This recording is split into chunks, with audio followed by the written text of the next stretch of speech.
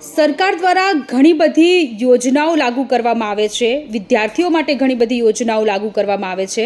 સરસ્વતી સાધના યોજના લાગુ કરવામાં આવી, જેમાં વિદ્યાર્થીઓને શાળા સુધી પહોંચવા માટે સાયકલ આપવામાં આવતી હતી.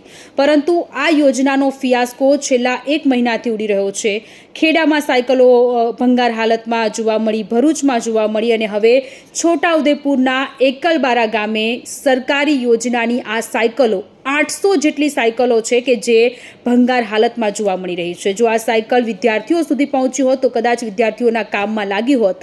કરોડો રૂપિયાના ખર્ચે ગવર્મેન્ટ દ્વારા યોજનાઓ લાગુ કરવામાં આવે છે, પરંતુ એ યોજનાનું જે મેન્ટેન કરવાનું હોય છે એ નથી થતું ને એટલા જ માટે યોજનાનો લાભ જે વિદ્યાર્થીઓ છે, લાભાર્થીઓ છે એમના સુધી નથી પહોંચી રહ્યો.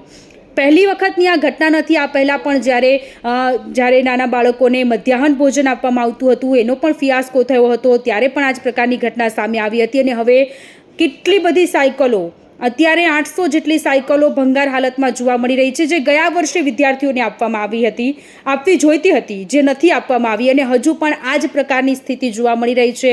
આગામી સમયમાં પણ ઘણી બધી સાયકલો હજુ પણ ક્યાંક ભંગારના પેટે પડી હશે, જે વિદ્યાર્થીઓને નથી મળી. જો આ સાયકલ વિદ્યાર્થીઓ અથવા તો વિદ્યાર્થીનીઓને મળી હોત તો એ વિદ્યાર્થીઓ માટે ઘણું બધું ઇઝી થયું હોત, શાળાએ પહોંચવા માટેનું ઘણું બધું સરળ થયું હોત.